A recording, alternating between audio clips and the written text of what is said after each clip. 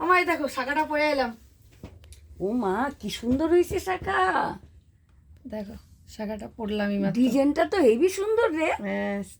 Srikanta design করছে, শ্রীকান্ত মানে পছন্দ পছন্দ করছে, হ্যাঁ খুব সুন্দর হয়েছে। একটা দাদুর কাছ থেকে পড়লাম জানো বন্ধুরা, একটা দাদু পরিয়ে দিল শাখাগুলো, তো ওনার কাছ থেকে পড়লাম, 800 টাকা বললো।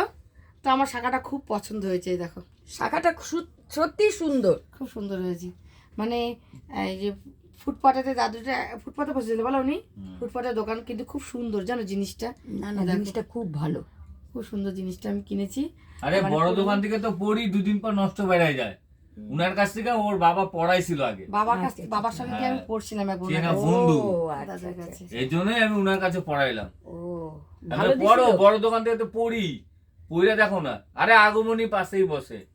ও হ্যাঁ হ্যাঁ তার সাথে আমি চিনতে পারছো ভাই? পলার ওই যে রাস্তার উপরে বসে না যে দাদুটা, হ্যাঁ হ্যাঁ দেখো না শাখা ইসে মিশে নিয়ে টিপ টিপ নিয়ে বসেছে, ওনার কাছ থেকে পড়লাম।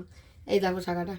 আমি বলেছি দাদু তুমি পয়সা একটু বেশি নাও, কিন্তু জানি বাজে জিনিস দিও না, বলছে তুমি এটা নিয়ে যাও খুব ভালো হবে। বয়স্ক না মানুষ না তো, খারাপ হবে না, বয়স্ক সুন্দর, মানুষ ভালো খারাপ ভালো দেবে হবে। না জিনিস আমি জানি। দেখলে তো যাই বোঝা হোক যায়। এটা পড়লাম, কেমন লাগছে জিনিসটা বলো তো একটু। হাতে শাখা না পড়ে যাই বলো, শাখার মতন কোনো জিনিস ফোটে না, কিন্তু শাখাতে কিন্তু মানে হাতটা অন্যরকম লাগে। দেখো আমার প্লাস্টিকের এতদিন পড়া ছিল, তো ওটা আমি চেঞ্জ করে এই যে এটা পড়লাম। আর আগের যে শাখাটা ছিল না মা, ওটা যেন মা প্লেন হয়ে গেছিলো বুঝলাম মা, ওটা প্লেন হয়ে গেছিলো, ওটার জন্য খুলে এটা পড়লাম। চলো এই ছিল একটা ভিডিও।